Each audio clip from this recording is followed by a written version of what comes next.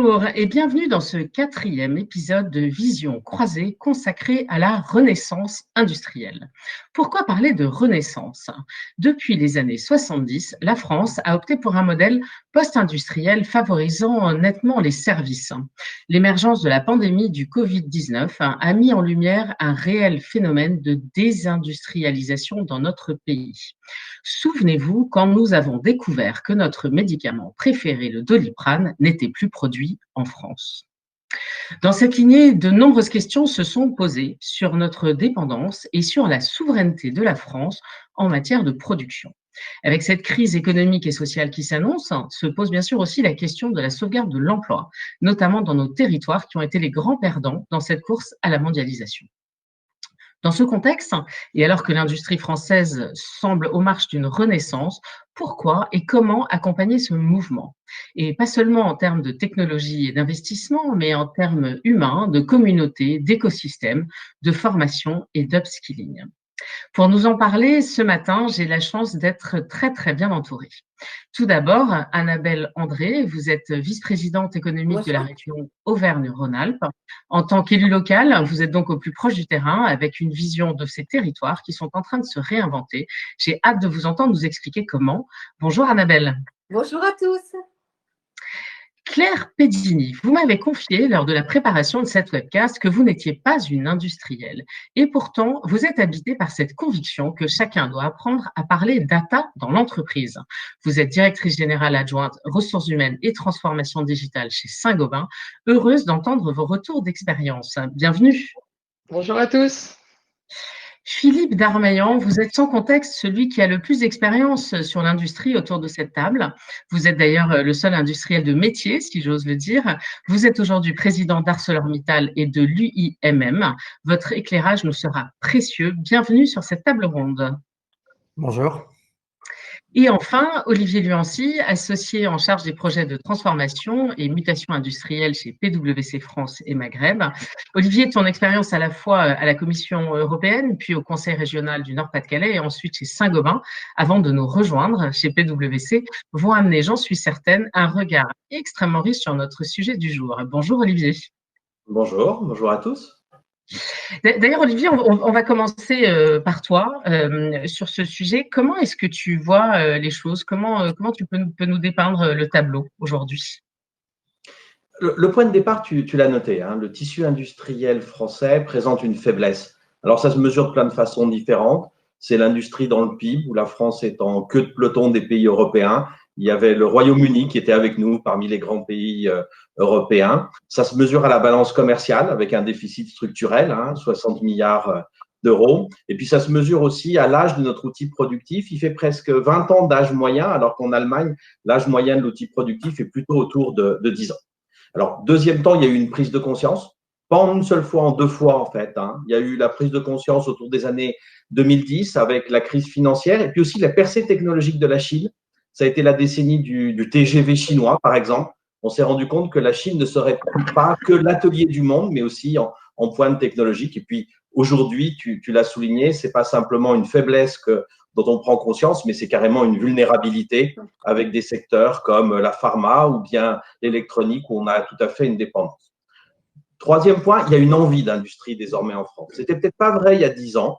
On la voit dans les territoires avec le succès, par exemple, de territoires d'industrie, où les territoires qui accueillent les usines ont bien compris qu'elles en avaient besoin pour développer leur modèle économique, pour leur développement tout simplement.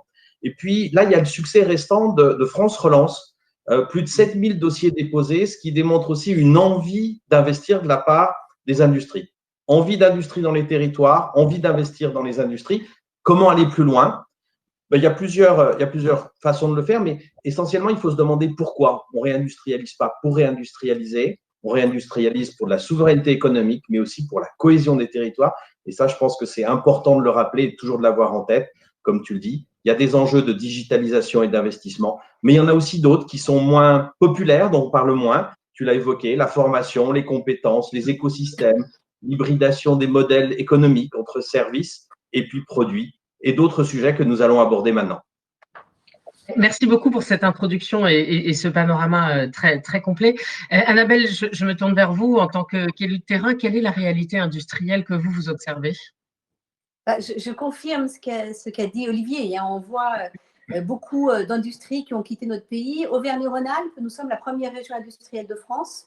On a quand même encore sur notre territoire 500 000 emplois qui dépendent de l'industrie directement, avec des filières extrêmement fortes réparties sur tout notre territoire. Donc, on parle bien de cohésion aussi territoriale, hein, puisqu'on a des secteurs dans l'Ain, par exemple, avec vraiment de la plasturgie, dans la vallée de l'Ain, avec le décolletage.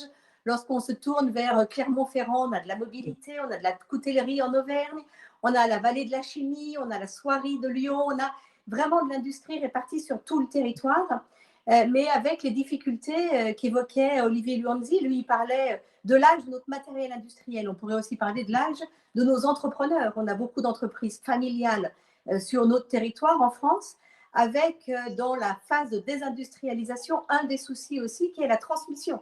On a beaucoup d'entreprises familiales réparties partout qui ont des soucis aussi pour transmettre, pas que l'outil de production, mais l'entreprise dans sa globalité. Donc, le constat, c'est un vrai problème de désindustrialisation de la France qui dure depuis quelques années. Et on voit avec cette crise l'envie de revenir sur les territoires. On voit l'écosystème, l'importance d'un écosystème qui travaille ensemble, les institutions, les entreprises, bien évidemment, les entrepreneurs, mais aussi tous les corps d'État. Hein. Il y a les chambres consulaires, BPI, la Banque des territoires, Business France aussi, avec des politiques d'invest ou vers l'international. Tout cet écosystème, avec le MEDEF, la CPME, doit se connaître, travailler ensemble pour faciliter la réindustrialisation de nos entreprises sur nos territoires. C'est essentiel. Merci beaucoup. Philippe, je me tourne vers vous. Est-ce que vous partagez ces analyses? Comment se porte l'industrie vue de chez vous? Ce qui conforte un peu le relatif optimisme qu'on a, c'est la facilité avec laquelle l'industrie française a fait le rebond par rapport au premier confinement. Et d'ailleurs, on s'est trompé. On a pensé que ça allait comme en 2008, mettre 2, 3, 4 ans à revenir. Et la réalité, c'est que on est revenu très rapidement. On est aujourd'hui à 90% du niveau de 2019. Et donc, cette envie dont parlait Olivier, on la sent de façon très forte. Donc, on a aujourd'hui une très grande dispersion entre les entreprises, entre les secteurs. L'aéronautique se porte mal, pour des raisons évidentes, et donc toutes les industries qui sont derrière vont mal. L'industrie qui sert la restauration va mal, pour des raisons évidentes, mais le reste tourne.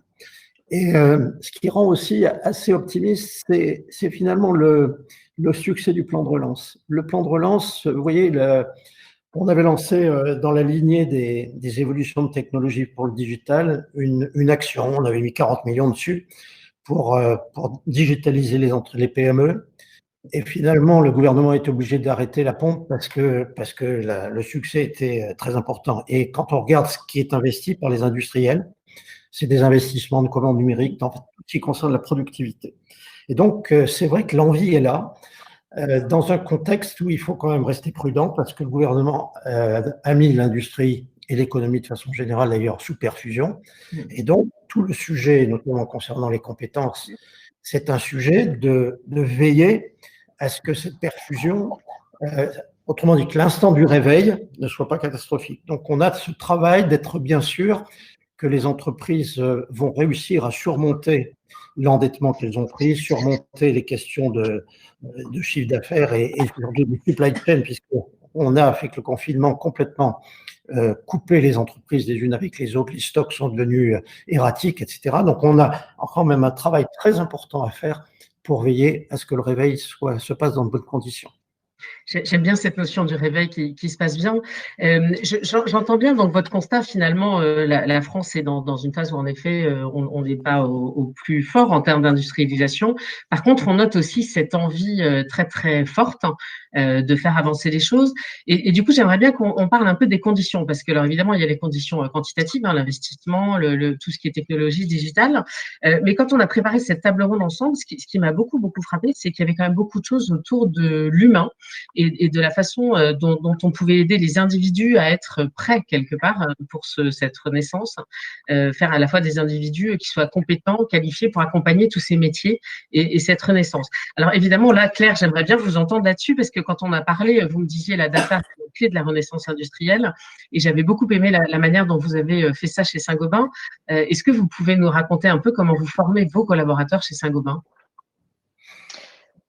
Oui, c'est un sujet fondamental parce que il faut renaître pour ce qui est peut-être de la France, même si chez Saint-Gobain, on n'a pas cessé d'investir même dans des nouvelles usines depuis plusieurs années, notamment pour ce qui est rénovation énergétique.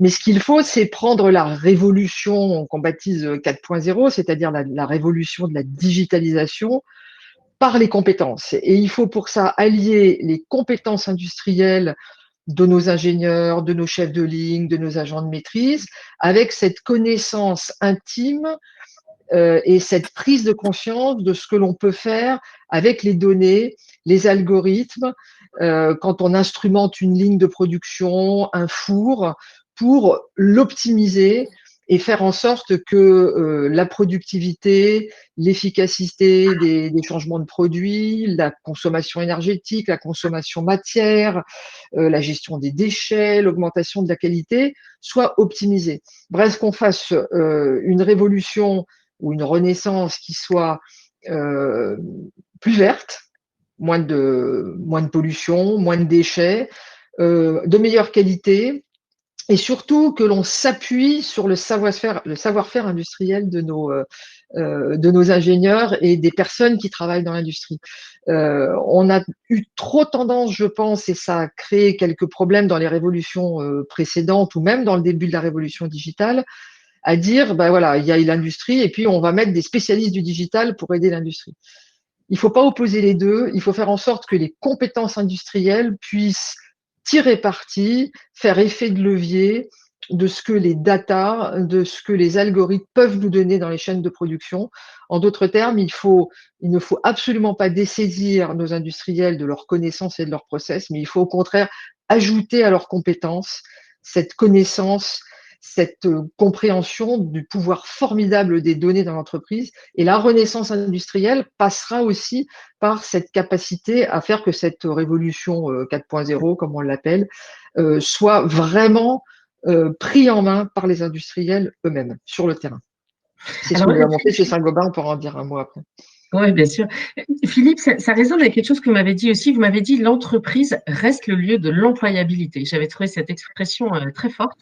J'aimerais bien que vous me parliez un peu de tout ce qui est upskilling, formation continue, parce que je comprends bien que c'est au cœur de vos convictions et de votre réflexion. Dans ce que vous dites, il y a finalement deux sujets. Il y a à savoir si l'employabilité, pour moi, est la donnée essentielle qu'il faut améliorer. Et ça, pour les jeunes, mais aussi pour les salariés d'une entreprise.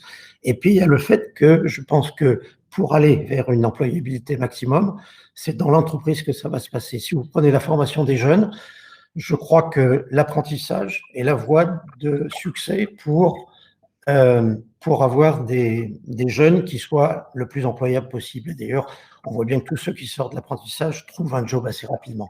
Donc, il est fondamental qu'on fasse pour la formation professionnelle des jeunes, qu'on mette l'apprentissage devant, qu'on utilise la loi l'apprentissage, une excellente loi pour effectivement aller de l'avant. Moi, j'ai pris à l'UMM un engagement de faire plus 50% d'apprentis, et malgré le confinement, malgré la crise, on y est. On est cette année à plus de 16%, je crois, par rapport à l'année dernière.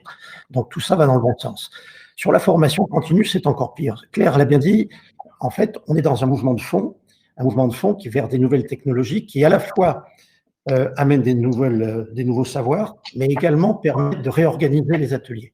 Et donc, il faut qu'on transforme nos entreprises dans des lieux d'employabilité, c'est-à-dire qu'on crée non pas des postes dans lesquels on va caser des gens, mais qu'on crée des parcours de carrière, des parcours de job qui permettent aux gens, compétence après compétence, d'élargir leur savoir-faire, de façon à pouvoir ensuite maîtriser les nouvelles technologies, quelles qu'elles soient. Il n'y a pas que le digital, il y a aussi, vous prenez la fabrication additive, il y a plein d'innovations technologiques qui se passent, et donc je pense que tirer par la technologie, adapter nos compétences et les compétences des gens dans les entreprises à ces technologies et aux organisations du travail qu'on a pu modifier grâce à ça, qui sont principalement l'intégration de toutes ces fonctions dans l'entreprise, est quelque chose de fondamental.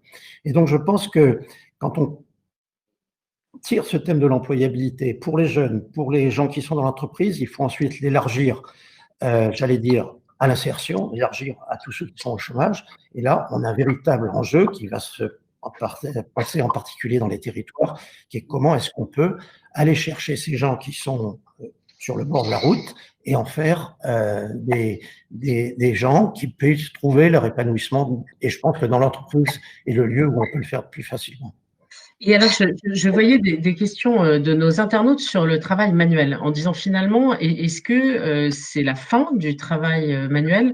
Est-ce qu'il aura encore une place dans la suite? Olivier, est-ce que tu veux prendre cette question? Et puis, si quelqu'un a envie de compléter, surtout, sentez-vous très libre. Oui, puis Philippe complétera peut-être. Ce que disait Claire est très important, c'est-à-dire que moi j'aime bien le terme de renaissance par rapport à révolution parce que je crois qu'on la fera sans opposer les générations.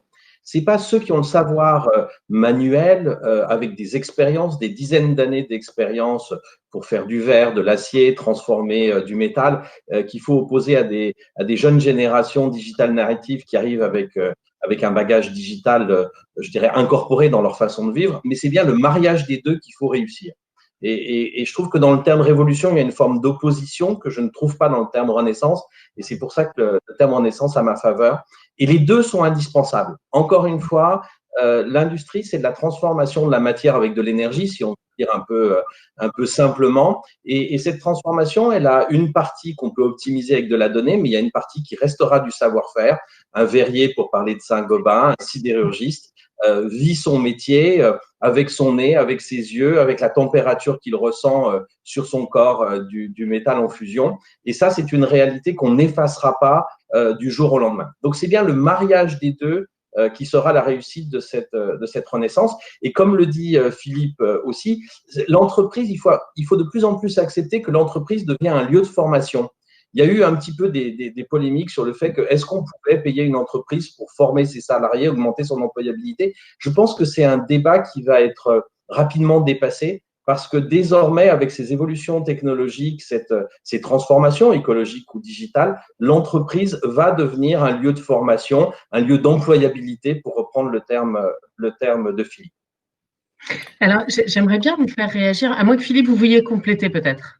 Oui, je pense qu'il faut élargir le terme de métier manuel. Le métier manuel, pour vous prendre un exemple, on avait dans le temps des ateliers d'usinage avec des postes de travail, fraiseurs, tourneurs, etc. Et donc, chaque opérateur était devant son poste de travail, il faisait son produit comme le voulait la fiche opératoire.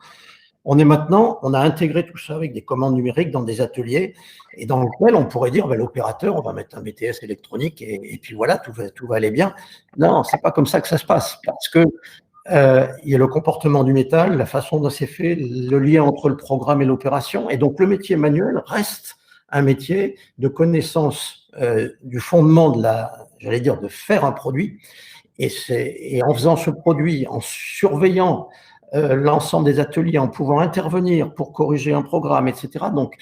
Donc, le métier manuel est en train de prendre une dimension complètement autre grâce au digital, grâce aux commandes numériques. Et c'est cette vision d'un métier manuel qui prend une plus grande globalité de ce qui se fait dans l'atelier que nous cherchons à pousser. Et donc, c'est pour ça que la formation doit être une formation dans laquelle le métier s'enrichit, non seulement par le faire, la connaissance dans le cas de l'usinage du métal, mais également dans les enjeux de l'entreprise. Pourquoi est-ce que ce métal doit être fait de telle façon et doit arriver chez le client dans des niveaux de qualité importants. Et donc, il y a un enrichissement du métier manuel qui est, à mon avis, une des grandes façons de rendre les métiers de l'industrie attractifs pour les jeunes.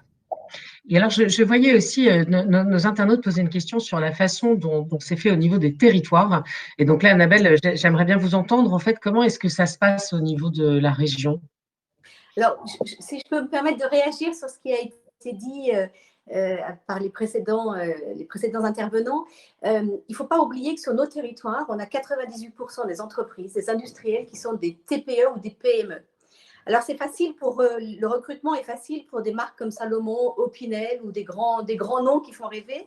N'oublions pas quand même que 98% de ces entreprises qui n'ont pas un nom reconnu sont beaucoup de sous-traitants. Et c'est très dur pour eux quand même de recruter et de donner envie aux nouvelles générations d'aller dans l'industrie. On a encore sur nos territoires et au niveau national un vrai problème d'image de l'industrie. Donc, il faut qu'on travaille ensemble pour raconter des histoires, pour montrer que dans l'industrie, c'est plus germinal, qu'on peut se faire plaisir, qu'il y a des plans de carrière. Et ça, c'est extrêmement important. On a des entreprises qui n'arrivent pas à recruter. On a des places en formation, en apprentissage qui restent vacantes parce qu'on a malheureusement pendant des années et des générations donné une mauvaise image de l'industrie et de l'apprentissage. Alors que lorsqu'on regarde les autres pays européens, ça fonctionne. Donc, il faut raconter des histoires, il faut travailler sur l'employabilité, mais de façon un peu différente. On voit sur le territoire, nous, en Haute-Savoie, où il y a des groupements d'employeurs, d'industriels qui sont mis en place sur des territoires pour éviter que les entreprises se fassent concurrence, mais qu'elles travaillent ensemble. Par exemple, Tefal s'est relié avec Nestlé, avec le groupe du PC qui fait de la logistique, avec Vully qui est à côté, Sophie la Girafe. Ils ont fait des groupements d'employeurs avec tous les petits industriels ou plus petits qui sont sur le même bassin de vie. Et comme ça, une personne peut avoir un plan de carrière, peut rêver aussi sa carrière industrielle en changeant d'entreprise, mais en restant sur le territoire et en prenant des compétences qui peuvent être partagées avec les uns et avec les autres. Ça aussi, c'est extrêmement important. Faire travailler les uns avec les autres sur le territoire pour travailler à cette image de l'industrie, à l'employabilité, à la création de richesses et faire rêver. On a d'excellentes histoires, de très, très belles histoires et même dans cette période difficile, il ne faut pas se le cacher, avec d'abord l'urgence de la Covid et maintenant ce plan de relance, il faut faire travailler les uns avec les autres et raconter. On a des opportunités qui sont créées, des entreprises qui, certaines avaient de l'alcool, d'autres avaient des petites bouteilles. Evian, par exemple, qui a mis ces petites bouteilles à disposition d'autres entreprises qu'on a livrées dans des officines, travailler l'écosystème aussi, communiquer là-dessus pour aussi faire rêver et attirer. Nous, sur les territoires, on a des outils avec, encore une fois, les opérateurs d'État pour aider ces entreprises aussi à changer l'outil de production, à digitaliser, à faire des formations qui doivent être pas comme les formations d'hier. Maintenant, les formations, en tout cas les formations continues, ce qu'on apprend aujourd'hui, il est peut-être plus valable dans 6 mois au niveau digital. Donc, il faut que les formations soient courtes, soient réactives, qu'on puisse anticiper. Et ça, c'est aussi à la puissance publique à le mettre en place avec les chambres consulaires, avec des organismes de formation, à écouter l'industrie pour que nous aussi, on puisse faire notre évolution et accompagner les chefs d'entreprise au mieux. Ça, c'est extrêmement important. Et puis, on doit accompagner cette rénovation industrielle, nous, sur les territoires, je vous disais, avec des outils adaptés. Ce sont des rencontres, ce sont des conseils, des formations individuelles, collectives pour que nos chefs d'entreprise se connaissent, trouvent sur place des sous-traitants, des co-traitants, des compétences, des ressources humaines et on peut les accompagner après avec tous les outils aussi financiers, des prêts, des garanties. Mais l'industriel, si on veut qu'il se développe sur nos territoires, il faut aussi qu'il ait un service clé en main, un guichet unique, et ça Olivier Luanzi connaît par cœur, qu'on facilite la vie de nos entreprises, qui doivent développer leur business, qu'on les aide dans leur développement en identifiant du foncier, en identifiant des capitales, des ressources humaines, en identifiant tout l'écosystème, renforçant l'écosystème pour que ce soit facile pour nos industriels et pour nos ressources humaines, pour qu'on puisse… On est des matchmakers, j'allais dire, et on doit faciliter la vie de tout le monde, nous, sur nos territoires, pour attirer, pour mettre en relation. Je pense que tout ça est essentiel si on veut soutenir et faire renaître nos industries en France. Merci beaucoup. Il y a plein de sujets sur lesquels j'ai envie de rebondir. J'aimerais bien vous entendre, Claire, sur le sujet de la formation. Parce que je vois, alors pour tout vous dire, on a beaucoup de questions des internautes. Je n'arriverai pas à toutes les prendre, mais j'essaie en live de prendre tout ce que je peux. Claire, j'aimerais bien vous entendre sur le sujet de la formation parce qu'on a beaucoup de questions là-dessus sur comment est-ce qu'on arrive à faire des formations adaptées pour permettre de se préparer pour ces nouveaux métiers.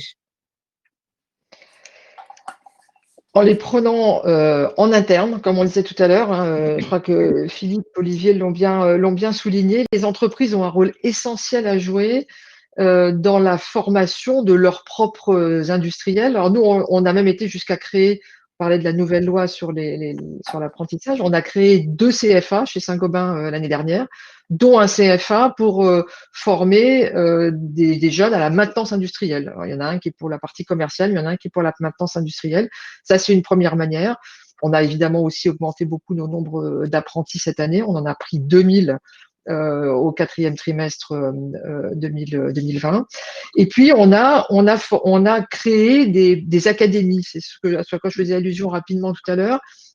Nous avons créé notre propre formation pour nos industriels à la data, pour leur faire prendre conscience du pouvoir des données, le pouvoir de l'instrumentation des lignes, des fours, et de voir en quoi cette connaissance que les données leur apportaient était un complément, et j'insiste là-dessus, à leur savoir-faire industriel, à leur savoir-faire manuel, à leur expérience et à leur connaissance industrielle, les former aux algorithmes, les former donc à ces données pour leur permettre de les mettre en relation, de les mettre en connexion et d'optimiser leur savoir-faire et donc d'optimiser ce que je disais tout à l'heure, les consommations d'énergie, les consommations matières, les temps de changement dans les lignes.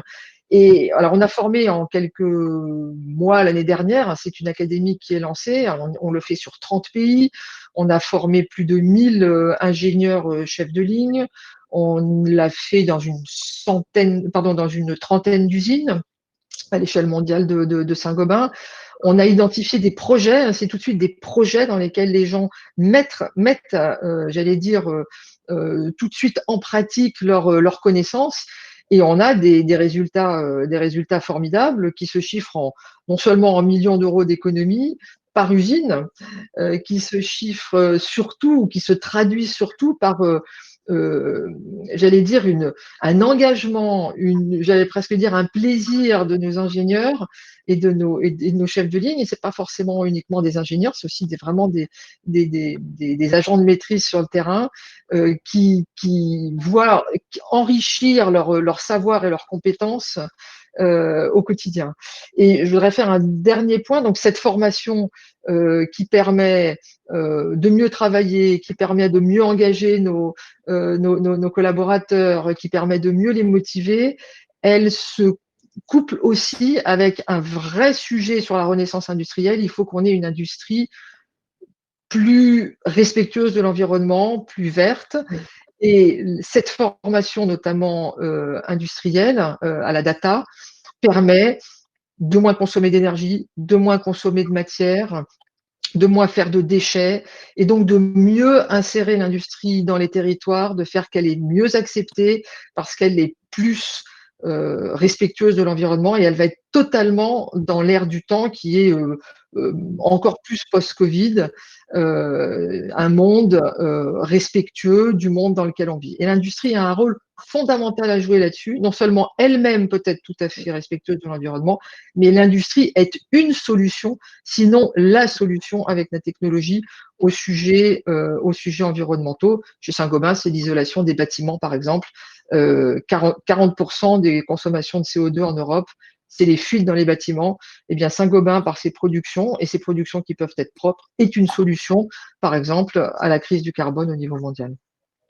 Merci beaucoup d'avoir parlé de cette décarbonation, parce que d'ailleurs, on avait des questions dans le chat en disant, mais finalement, il n'y a que Saint-Gobain qui parle de décarbonation, alors j'imagine que c'est un sujet pour vous tous. Il y a énormément de questions aussi sur cet écosystème, et là, j'aimerais bien t'entendre, Olivier, et puis après entendre Philippe sur finalement, c'est quoi l'écosystème dans lequel on va favoriser cette renaissance, hein. Est-ce que tu peux nous en parler un peu, Olivier, et puis après, Philippe, je vous parlerai des filières. Oui, alors j'allais justement commencer par les filières. J'espère ne pas préempter cette question à Philippe. En fait, on a beaucoup valorisé les filières en France, hein. C'est notre ADN, c'est notre génétique de la dernière grande politique industrielle qu'on a eue, qui est la politique gaulo-pompidolienne avec des grands programmes. Aujourd'hui, il y a quelques décennies qui sont passées, les chaînes de valeur se sont fragmentées. On ne peut plus fabriquer un objet industriel complexe uniquement en France, à quelques exceptions près, dans le militaire et dans l'aéronautique. Et on n'a pas, dans notre logiciel interne, refait l'équilibre entre la filière et l'écosystème. Annabelle le disait très bien, un territoire, un écosystème, on coproduit, des fois en partageant des outils de production. On co-forme en partageant des centres de formation. On co-recrute les GIE dont Annabelle parlait. Des fois, on fait du business ensemble, on co-innove. C'est extrêmement riche et ce potentiel d'un écosystème a été sous-estimé, en tout cas, n'est pas assez rééquilibré dans notre façon de voir les choses avec les filières. Alors après, quelle est la dimension? Je dirais que c'est à peu près le bassin de vie, le bassin d'emploi. On sait que les Français ne sont pas très mobiles et donc c'est quelque chose qui est infrarégional. Alors on a appelé ça territoire d'industrie parce qu'on n'a pas de maille administrative qui colle parfaitement à ça. La meilleure, c'est encore une fois le bassin de vie, le bassin d'emploi. Et puis après, ce qu'il faudra faire une fois qu'on aura ça bien construit, bien établi, c'est qu'il faut revoir l'indentation. On a eu des politiques qui étaient beaucoup étatiques, c'est notre culture, c'est l'État-nation, c'est la philosophie politique fondée en France. Mais maintenant, il y a les territoires qui ont ce rôle d'attractivité, des talents et des investissements, on en a parlé. Les régions qui, à mon avis, ont la responsabilité de s'occuper des financements publics et de l'animation d'un ensemble de territoires. L'État, qui a le cadre fiscal, réglementaire, mais qui devrait aussi porter encore plus un discours que j'ose appeler onirique, qui fait rêver, vous l'avez dit, certaines d'entre vous sur l'industrie, parce qu'il y a des fantastiques aventures collectives et individuelles dans ces métiers-là, contrairement à ce qu'on nous a dit pendant 40 ans. Et puis au-dessus, il y a l'Europe, avec les fonctions sur la politique de concurrence, la politique commerciale, ce qui veut dire aussi des taxes aux frontières pour nous protéger de dumping. On s'est peu protégé du dumping social au nom d'un modèle libéral. On est peut-être plus proche de se protéger d'une forme de dumping environnemental avec des taxes CO2. Et puis, ces investissements à long terme qu'aucun pays européen ne peut faire. Et ça existe. Quand on a fait l'Airbus en France-Allemagne, maintenant, il y a peut-être la batterie, il y a peut-être l'intelligence artificielle qui sont des objets qu'un État seul européen, aussi grand que la France, ne peut pas se payer. Et ça, c'est à l'Europe de le faire. Voilà, il y a toutes ces choses incrémentales à revoir et à repositionner. Merci votre avis sur l'écosystème, Philippe. Est-ce que vous avez envie de réagir sur le rôle des filières? Ça m'intéresse de vous entendre là-dessus. Et aussi sur le rôle de l'État après, si vous me le permettez. Dans quelle situation est-ce qu'on est aujourd'hui si on veut une renaissance? On est dans une situation dans laquelle on a accumulé un retard très important. Donc, il faut à la fois un chef d'entreprise en Auvergne-Rhône-Alpes ou dans une région, il va avoir à la fois effectivement à vivre, et on souhaite qu'effectivement il puisse vivre dans son milieu avec les instances de formation de sa région, etc. Mais il est dans un cadre où finalement l'environnement change énormément. On a parlé du digital, on est dans une phase de recherche de neutralité carbone qui concerne pas seulement les grosses industries comme l'acier, mais également l'ensemble des industries, qu'elles soient PME, grosses entreprises, ETI. Et donc, on a un problème, le chef d'entreprise, il a un problème non seulement de faire vivre sa société au jour le jour, d'optimiser avec les voisins, d'optimiser avec les centres de formation, mais il a besoin de savoir dans tous ces changements sociétaux ou technologiques, quel impact pour eux. Et c'est là que les filières interviennent.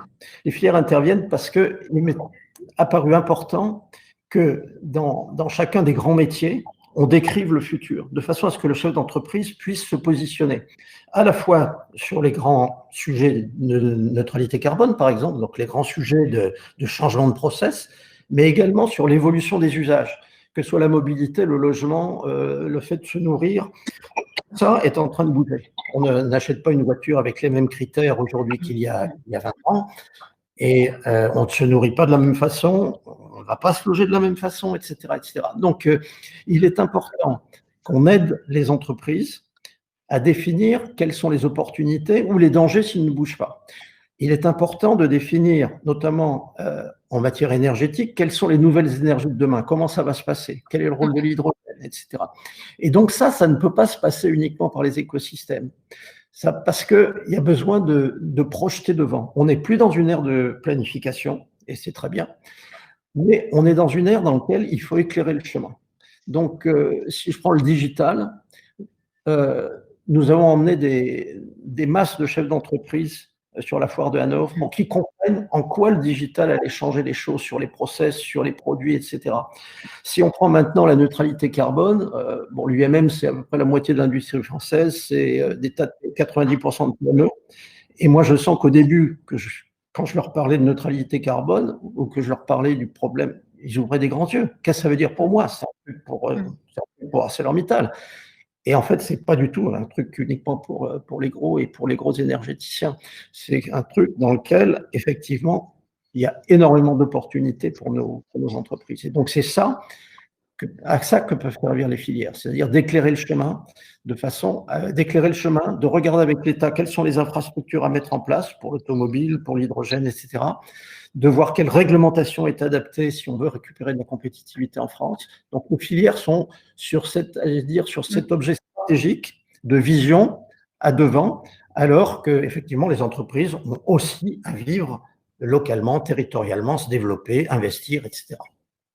Et alors, j'aimerais bien vous faire réagir aussi sur le rôle de l'État, parce que là encore, quand on a préparé évidemment le plan de relance, on en a tous parlé en disant qu'il y avait beaucoup d'envie, il y a beaucoup de moyens qui sont mis aussi. Ça veut dire que l'État va investir très lourdement dans un certain nombre d'entreprises. Et je me souviens qu'on avait un peu discuté de ce sujet, et vous me disiez qu'il fallait quelque part être assez attentif à la manière dont l'État allait agir. Ouais, c'est l'inquiétude que je garde. Je suis à la fois très en support du gouvernement sur le plan de relance. D'une certaine façon, ce plan de relance a été conçu avec nous, donc on serait quand même un peu ingrat à le critiquer. Mais inversement, tout cet argent public, il est quand même injecté dans la France parce qu'il y a le Covid, donc sur une donnée qui n'a rien à voir avec les entrepreneurs. Et donc, l'État a maintenant un rôle, une difficulté qui est de laisser les entrepreneurs avec leur envie d'investir. Et donc, c'est cette envie qu'il faut que maintenant, on arrive à convaincre l'État dans cette période de fin du Covid, quand elle arrivera, et elle n'y est pas encore, il va falloir que l'État sache mettre un pas en arrière. Et c'est clairement un sujet d'inquiétude parce que toutes les initiatives que prend l'État, que prend l'administration, on assiste à un grand retour de l'administration. Bon, donc à voir comment ça va évoluer, mais ça reste un sujet d'inquiétude. Merci beaucoup. Je vois qu'il y a beaucoup de questions aussi sur la coopération, sur la manière dont les entreprises travaillent ensemble. Et j'avais trouvé, là encore, Annabelle, que là-dessus, vous aviez des exemples incroyables à donner dans les territoires où même parfois des concurrents développaient des choses ensemble aujourd'hui. Et ça aussi, je pense que c'est un changement majeur. Est-ce que vous pouvez partager avec nous quelques exemples? Oui, quelques exemples très intéressants, mais ça, c'est dû aussi j'allais dire, au talent de nos chefs d'entreprise sur les territoires qui, pendant l'urgence et pendant cette relance, ont pour certains changé leur outil de production, ont réadapté l'outil de production pour pouvoir répondre aux besoins et à la demande, particulièrement en production de masques, de surblouses, etc. On a, nous, des concurrents dont je tairai le nom, mais sur la vallée de l'Arve, des décolleteurs concurrents qui sont mis ensemble pour modifier leur outil de production et pour faire un masque qui va bientôt être vendu, mais qui est un masque révolutionnaire. Et ça, ils étaient presque voisins. Ils ne se connaissaient pas tant que ça, parce qu'il ne faut pas oublier malgré tout que même sur une zone, des fois, on ne connaît pas tout à fait nos concurrents, ou on ne sait pas exactement ce qu'ils sont capables de faire. Même s'ils sont à proximité, on essaye de rester dans son couloir et de ne pas vraiment regarder. Donc là, voilà, c'est un masque révolutionnaire qui va sortir sur un territoire avec des personnes qui ne se parlaient pas. Et ça va certainement, voilà, déjà au niveau souveraineté, on va pouvoir produire chez nous des masques sur notre territoire et en plus un masque ultra innovant. Un autre exemple dans la Drôme, c'est Chamatex, une entreprise qui a été soutenue par Salomon, par Babola et qui va réindustrialiser, recréer chez nous des baskets qu'on ne faisait plus du tout en France. On a Savoie International, une autre entreprise qui a aussi changé son outil de production et avec d'autres entreprises qui faisaient du textile, qu'on lançait des surblouses, des masques, du matériel de protection. C'est ça le talent de nos entreprises. Et je vous le disais, pendant cette période d'urgence, on a la distillerie du Vallon-Pont d'Arc qui a mis du gel à disposition d'Évian et ils ont pu faire comme ça des petites bouteilles. Ils ne se connaissaient pas, ils n'ont rien à voir. Vous imaginez une distillerie, les eaux d'Évian et en même temps Danone derrière. Et ils ont pu tout de suite faire des petites bouteilles de gel qu'on avait livrées dans les officines. Donc, c'est cette rencontre-là, c'est le talent de nos industriels qui savent se réadapter, qui savent travailler main dans la main, ensemble. Et là, il y a le vrai rôle aussi des régions et de notre écosystème. Parce que lorsqu'une entreprise vient nous voir en disant « j'ai cette possibilité, je sais faire du textile ultra innovant », comment je peux trouver soit des machines de tissage, comment je peux trouver telle compétence. On est à même, nous, avec notre écosystème, d'identifier des partenaires, de les mettre en relation aussi pour pouvoir justement créer cette dynamique et participer à la rénovation industrielle en créant sur nos territoires de nouveaux produits. Donc, il y a plein de petites histoires comme ça. Porcher Industrie, une autre entreprise qui faisait du textile aéronautique et qui a fait des surblouses parce qu'on les a mis aussi en relation avec des hôpitaux. Ils ont pu adapter le produit. Et donc, voilà, je vous disais, on est des matchmakers, mais c'est écouter, entendre les besoins de nos entreprises, identifier des partenaires potentiels. Et avec le talent de nos chefs d'entreprise, ça fonctionne et ça fonctionne très, très vite. On est là, nous, pour les accompagner juste, mais on voit que nos chefs d'entreprise savent se réinventer, ça va adapter leur outil de production, ça va aller sur d'autres filières complémentaires. Et les filières aussi, c'est important. On citait l'UMM, on citait voilà, tout ce qu'on fait ensemble. Il ne faut pas oublier nos pôles et nos clusters qui sont aussi là pour représenter des filières, comme dans l'aéronautique, où ils arrivent à travailler ensemble, à étudier, à identifier des sous-traitants, à identifier des problématiques, à faire de la recherche et développement ensemble. Et tout cet écosystème-là fait qu'on transforme des projets en réalité et que derrière, on crée de l'emploi et on crée de la richesse sur nos territoires. Merci beaucoup. C'est passionnant de vous écouter. C'est vrai qu'on a pas mal parlé du coup de tout ce qui est formation, upskilling. On a parlé de l'écosystème. En fait, quel est l'écosystème utile entre régions, filières. On a aussi pas parlé du rôle de l'Europe et de l'État. Je vois aussi qu'il y a un certain nombre de questions dans le chat sur la partie organisation. C'est que finalement, est-ce que dans les conditions de cette renaissance, il n'y a pas aussi une organisation différente à mettre en place dans l'entreprise? Et alors là, Olivier, je me tourne vers toi parce qu'on a eu l'occasion d'en parler à d'autres occasions ensemble. Tu me disais, le modèle est mort, il faut le réinventer. Comment est-ce qu'on s'y prend? Oui, en effet. Dans cette, au moins sur la partie digitale, après il y a la partie environnementale qui arrive, hein, mais sur la partie digitale, il y avait un certain nombre de sujets technologiques, formation. On a résolu pas mal de questions, on sait faire. Il y en a une, à mon avis, sur laquelle on bute encore, c'est quelle est la future organisation dans une usine, dans un outil productif. Et ce qu'on disait, c'est pas moi qui le dis, et on est plusieurs à le dire, c'est Marc Fromager qui m'a glissé ce mot de Schneider en 2018. Le modèle fordien est mort, c'est-à-dire le modèle vertical, pyramidal, sur lequel on a organisé toute notre industrie, comme modèle est mort. C'est-à-dire qu'il n'a plus l'universalité qu'il a eu. Alors, je ne dis pas qu'il n'y a pas des entreprises qui resteront dans les décennies à venir sur ce modèle-là, peut-être les méga factories, mais quand on voit les chaînes de production qui se transforment, ces écosystèmes, comment est-ce que vous logez une production par impression, par fabrication additive dans votre mode de production? Et là, on a réinventé quelque chose, encore une fois. Je crois qu'on ne l'a pas encore. Les entreprises libérées, c'est des tentatives. Il y a des tentatives aussi de coopératives, d'associations de plus en plus fortes des salariés à la décision. Donc, on n'a pas le modèle. La seule chose qu'on sait, c'est que la hiérarchie va s'écraser dans beaucoup de sites. Mais là, on a un défi devant nous de retrouver les modèles. Je pense qu'il n'y en aura pas un avec lequel on organisera cette production. On est en phase de transition. Il faut l'accepter. Il faut accepter de tester des choses et puis de recommencer. Il y a des très belles aventures comme ça où un modèle d'entreprise libérée a permis de sauver une entreprise et puis elle a été rachetée et puis elle est revenue sur un modèle beaucoup plus classique, pyramidal. Donc, on est encore en train de se chercher. C'est la nouvelle frontière pour moi. Et ça en fait un défi passionnant d'ailleurs pour tous les managers qui veulent rejoindre l'industrie. Tout à fait.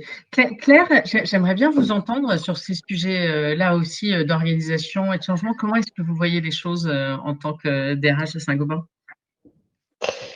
Oui, je pense que ce que vient de dire Olivier en conclusion est tout à fait vrai, à savoir qu'il n'y aura pas un modèle. Alors, il n'y en avait pas forcément un, parce que chaque filière, industrie, entreprise, mode de production est différent. Mais c'est vrai qu'il y avait quand même un modèle assez globalement accepté. Je crois que là aussi, la révolution digitale, les nouveaux modes de collaboration sont à l'œuvre dans l'industrie. Et ce sera très personnalisé, d'une part, et tout à fait collaboratif. Je crois que l'intelligence collective sera de plus en plus à l'œuvre dans l'industrie comme elle l'est par ailleurs. Là, pour le coup, l'industrie sera, comme les autres domaines, le lieu de l'intelligence collective, de la collaboration, de la proximité de la décision au plus proche du terrain. La difficulté dans l'industrie, c'est qu'il faut combiner ça avec un partage sur des plateformes beaucoup plus larges, beaucoup plus mondialisées, parce qu'on a, dans certains domaines, on a besoin d'effets de taille. Mais je crois que tout ce que l'on a vécu ces dernières années, ce qu'on a un peu baptisé sommairement les modèles start-up, sont à l'œuvre dans les modes de fonctionnement et dans encore une fois, ce que j'appelle l'intelligence collective et le fait que les décisions sont prises bien plus proches du terrain, d'où l'importance, on en revient à ce qu'on disait, de la formation et du partage et de la connaissance. On va être de moins en moins dans une segmentation des rôles où chacun est spécialiste d'un sujet. Ça ne veut pas dire que les gens n'ont plus leurs compétences, mais ça veut dire qu'ils vont au-delà de leurs compétences. C'est plus que de la polyvalence, c'est une capacité à travailler collectivement, à décider collectivement et donc à engager. Alors ça se fait au sein de l'entreprise, puisqu'on disait tout à l'heure aussi, ça se fait au sein d'une filière, ça se fait entre concurrents, ça se fait entre personnes d'une même chaîne de valeur. Je crois que c'est un mode de travail beaucoup plus collaboratif, beaucoup plus axé sur la confiance et la responsabilisation qui va se mettre à l'œuvre. On l'expérimente chez Saint-Gobain depuis 2 ans, puisqu'on a lancé il y a 2 ans justement un nouveau mode de travail qu'on a baptisé, en anglais c'est TEC, hein, Trust, Empowerment, Collaboration, c'est-à-dire en fait basé sur la confiance, la responsabilisation et l'engagement des personnes. Et ça, je crois que c'est comme ça demain qu'on fonctionnera, sinon on laissera les gens au bord de la route et on sera. Alors qu'on le sait, l'industrie doit être justement quelque chose qui regroupe dans les territoires au niveau national et au niveau international. Philippe, j'aimerais bien vous entendre aussi sur ces modèles, sur le mode d'organisation et sur les modes de gouvernance qui sont en train d'évoluer dans l'entreprise. Quelle est votre vue là-dessus? Non, mais ça va être très différent de Claire. J'ai la chance de vivre à l'UMM au moment où on est en train de repenser la convention collective de la métallurgie. C'est-à-dire on passe de 70 conventions qui étaient tout à fait locales à une seule convention nationale. Et donc c'est l'occasion pour nous de définir, ça veut dire quoi? C'est comment fonctionne l'entreprise, comment est-ce qu'elle s'organise. Et ce qu'on voit, c'est que finalement, ce qui est fondamental, je le disais un peu tout à l'heure, c'est de lier les aspects d'organisation avec les aspects de temps de travail, flexibilité de temps de travail et avec les aspects de formation, de façon à avoir des entreprises qui soient des entreprises formatrices et qui puissent lier, j'allais dire, l'économique et le social en faveur de la performance de la boîte. Et donc, ça veut dire des systèmes de classification différents, ça veut dire des organisations du travail qui tiennent compte des nouvelles technologies, qui donc soient des organisations beaucoup plus transversales. Ça veut dire aussi des organisations du travail qui puissent incorporer un certain nombre de fournisseurs dans l'unité globale, dans l'écosystème de travail, si je puis dire. Et donc tout ça, c'est des changements qui sont assez passionnants à vivre parce que on s'aperçoit que le travail réel, c'est-à-dire la place de l'humain dans l'entreprise, est un des facteurs à la fois de plaisir au travail, mais aussi de performance de l'entreprise. Et la difficulté que j'ai dans ce travail sur la convention collective, c'est que je travaille à la fois avec des gens qui sont très en avance, du type Renault, qui ont travaillé sur ces sujets depuis très longtemps, avec des PME, des ETI, qui représentent 90% de l'ensemble, et qui sont souvent, mais pas toujours, sur une planète relativement traditionnelle. Et donc, il s'agit d'arriver à faire bouger tout le monde pour que, collectivement, quand on se met à la place du jeune, il va aller travailler dans l'industrie selon un modèle qui sera un modèle partagé par l'ensemble de l'industrie, de façon à ce qu'il n'ait pas, entre guillemets, la mauvaise surprise, c'est-à-dire l'impression d'avoir compris que l'industrie était vers des métiers enrichissants, etc., et puis se retrouver dans une boîte qui est sur l'ancien modèle. Et donc, ce travail collectif sur la conception de l'organisation du travail est un des projets qu'on mène en ce moment dans la métallurgie et qui est vraiment passionnant. Merci beaucoup. Il y a d'autres questions de nos auditeurs du jour qui posent la question de l'image de l'industrie. Alors, je résume là trois questions en une, en fait, mais il y a pas mal de sujets autour de quelle est l'image de l'industrie. Est-ce qu'elle ne pâtit pas d'une mauvaise image? Est-ce que ce n'est pas un problème pour l'industrie aujourd'hui? Alors là-dessus, j'aimerais bien vous entendre tous, mais peut-être on va commencer par vous, Annabelle. Alors, je vous le disais tout à l'heure, l'image de l'industrie, on voit que c'est encore assez compliqué. Lorsqu'on parle d'orientation professionnelle, déjà au lycée, c'est trop tard. Donc, il faut que nous, on aille voir nos collégiens avec nos chefs d'entreprise, qu'on amène des collégiens sur des salons aussi industriels pour leur montrer que l'industrie, c'est des métiers dans lesquels on peut faire carrière, on peut se faire plaisir. Je vous le disais tout à l'heure, c'est plus germinal. Il faut qu'on communique différemment sur l'industrie. Lorsqu'on travaille chez un sous-traitant de l'aéronautique, il faut qu'on puisse faire rêver le jeune et lui expliquer qu'il participe à la création d'un avion.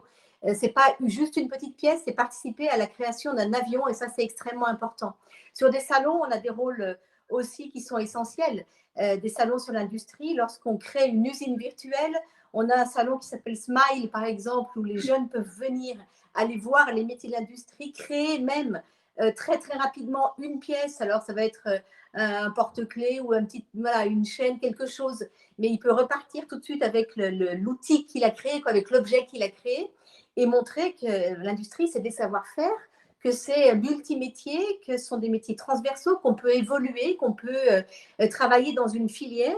Et cette image est extrêmement importante. Dès le collège, il faut qu'on aille expliquer, j'allais dire, à nos jeunes que l'industrie chez nous, c'est aussi une fierté et qu'on peut participer à la création d'objets sur notre territoire avec le coq français. Ça, c'est important. Il faut qu'on puisse travailler avec l'éducation nationale. Il faut qu'on puisse travailler aussi avec les parents. Expliquer encore chez nous que l'apprentissage, ce n'est pas une voie de garage. L'apprentissage, c'est la vraie réussite. On voit en Allemagne ou en Suisse, 2 jeunes sur 3 sont en apprentissage. Chez nous, c'est encore un peu compliqué d'envoyer un jeune à bon apprentissage. C'est parfois vécu encore par les parents comme une situation d'échec.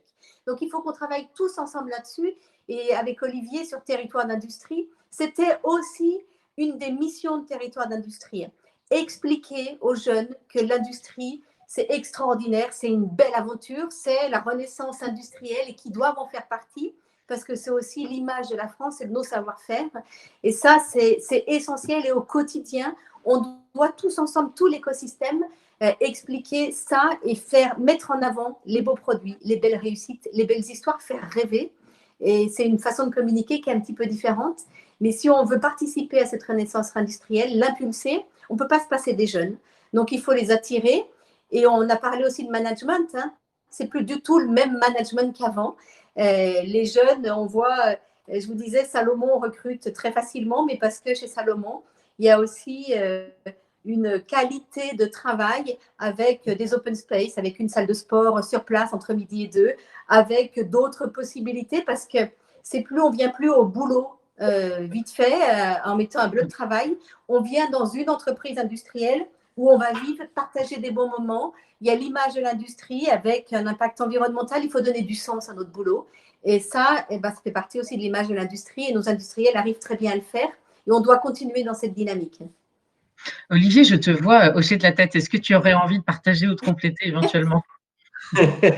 Oui, je pense qu'il faut qu'on communique autrement. Je pense souvent à l'agroalimentaire ou à l'agriculture qui, bien avant, a communiqué. Souvenez-vous de la moisson, pour ceux qui sont les moins jeunes, mais la moisson sur les Champs-Élysées. Et puis l'événement qui a eu lieu après, où c'était toute la diversité de l'agriculture française qui était représentée sur ce site symbolique français. Et on a commencé à le faire, il faut aller plus loin. C'est l'usine extraordinaire, par exemple, montrer aux jeunes, aux collégiens, aux lycéens, qu'est-ce qu'il y a d'extraordinaire dans l'usine. Encore une fois, on n'est plus à Germinal, on n'est plus au temps moderne de Charlie Chaplin, et ça, il faut le montrer. Il y a aussi des très belles choses qui sont faites par la BPI, avec un tour de France sur le sujet. Et puis un autre point qui est difficile parce que c'est pas la culture, c'est qu'il faut ouvrir nos usines. Il y a du tourisme industriel en France. C'est pas facile d'organiser des visites dans une usine. Claire en sait quelque chose, j'en sais quelque chose pour en avoir dirigé une pendant quelques années. Mais il faut qu'on fasse cet effort parce que je pense que tant qu'on ne montrera pas aux parents et aux jeunes élèves, aux collégiens, quelle est la réalité de cette industrie, que ce n'est pas quelque chose qui est enfermé derrière une grille et derrière des murs, que ce n'est pas simplement le lieu où il y a eu des luttes sociales entre les patrons et les syndicats, mais que c'est des endroits où on peut se réaliser, avoir des carrières fantastiques, avoir des aventures entre comme on l'a dit, individuelles et collectives. Ça, il faut le montrer. c'est un vrai pari collectif d'ouvrir les usines. On pense à la dangerosité, bien entendu. Il y a des objets tournants, il y a des objets coupants, il y a des objets chauds. On pense au secret industriel. Et je pense que c'est un pari qui est devant nous. Ça, c'est un… Voilà. Merci beaucoup. Claire, j'aimerais bien vous entendre aussi à propos de ce sujet. Quelle est votre vue là-dessus? Je pense qu'on est tous responsables de ce sujet d'image. C'est avant tout à l'industrie de prendre le sujet à bras-le-corps. Olivier le dit, ouvrir les portes, collaborer. De toute façon, je pense qu'on est dans une phase où on fait plus rien tout seul. On a parlé aussi de l'éducation nationale qui a un rôle fondamental à jouer dans entre guillemets la réhabilitation des métiers dits manuels, même si ils le sont pas tous forcément, mais il y a de très très beaux métiers et on a beaucoup pâti du sujet depuis plusieurs années. Mais je crois que c'est l'industrie elle-même qui doit prendre ce sujet, donc communiquer beaucoup plus, je le dis, sur l'environnement, sur le fait que l'industrie est la solution à beaucoup de nos problèmes actuels. On l'a vu pour l'industrie pharmaceutique avec la Covid, mais on l'aura sur les sujets de CO2, on l'aura sur les sujets liés à l'eau, on l'aura sur les sujets sur la biodiversité. Donc c'est une solution. D'une part, ce sont de très beaux métiers d'autre part, ce sont des métiers qui de plus en plus seront liés et sont liés au digital. Donc pour les jeunes, tous les jeunes qui aiment être sur un smartphone, sur des objets connectés, mais la vie au quotidien dans l'industrie, ce sera ça de plus en plus. Enfin, on a énormément de sujets d'attraction sur lesquels il faut qu'on fasse savoir notre savoir-faire finalement. Et on est beaucoup trop dans le faire et dans le savoir, mais le faire savoir, on n'est pas très bon dans l'industrie pour communiquer. Donc, je crois que cette petite table ronde est une occasion aussi d'en parler. C'est des métiers formidables, c'est une passion pour beaucoup. Et encore une fois, j'insiste, c'est la solution à quantité de problèmes du monde moderne. Donc, avec ça, on devrait pouvoir attirer un nombre de jeunes et de compétences formidables. Écoutez, merci beaucoup. Je crois que malheureusement, le temps va nous manquer pour prendre encore toutes les questions que je vois arriver dans le chat. En tout cas, le moins qu'on puisse dire, c'est que visiblement, vous avez convaincu nos auditeurs que l'industrie doit être au cœur de la Renaissance, parce que je crois que j'ai rarement vu autant de questions dans un live. Peut-être que quand je vous entends, pour conclure, je crois que le constat est assez clair. En gros, la France est en retard d'un point de vue industriel. Mais ce que je trouve très frappant dans toutes vos interventions, c'est à quel point l'envie est là. L'envie est là de faire bouger les lignes, l'envie est là de faire renaître l'industrie en France, et je trouve que vous avez partagé des exemples incroyables. Moi, je trouve ça magique que des concurrents se mettent à travailler ensemble, partagent des outils de production pour faire toute cette nouvelle industrie. Je retiens aussi l'importance de la formation, et finalement se dire qu'il faut former à la fois dans l'entreprise, mais aussi l'État qui a un rôle important dans l'apprentissage, notamment dans la formation des jeunes. Donc, ce besoin finalement d'apprendre à tous, d'upskiller pour être prêt pour cette renaissance. Là aussi, je note à quel point c'est important. Et puis finalement, de créer des écosystèmes favorables aux entreprises. Et quand je parle d'écosystème, pour le coup, je vais aller du plus petit au plus grand. C'est-à-dire que déjà au sein d'entreprise, il faut créer un écosystème. Visiblement, le modèle est en train de se réinventer pour être, comme on le disait, plus efficace, plus près du terrain. Il faut aussi réinventer l'écosystème au niveau de nos territoires, ce qui est en train de se faire. Et là encore, je trouve ça assez incroyable, tous les exemples que vous avez bien pu partager aujourd'hui. Et puis, le rôle de l'État aussi pose des tas de questions. Bref, en tout cas, moi, j'ai passé un très bon moment. J'ai appris beaucoup de choses. Quand je vous entends tous, je me dis que je suis assez convaincue que la renaissance industrielle en France va très vite devenir une réalité. Un grand merci à tous les quatre d'avoir été avec nous ce matin. Merci beaucoup à nos auditeurs qui sont toujours aussi nombreux. N'hésitez pas à remplir le questionnaire de satisfaction qui doit apparaître à droite de votre écran. C'est très précieux pour nous pour voir ce qui vous plaît et ce qu'on peut améliorer dans ces webcasts. Et quant à moi, il me reste à vous souhaiter une excellente journée. Merci encore d'avoir été avec nous ce matin. Bonne journée. Merci, bonne journée, au revoir.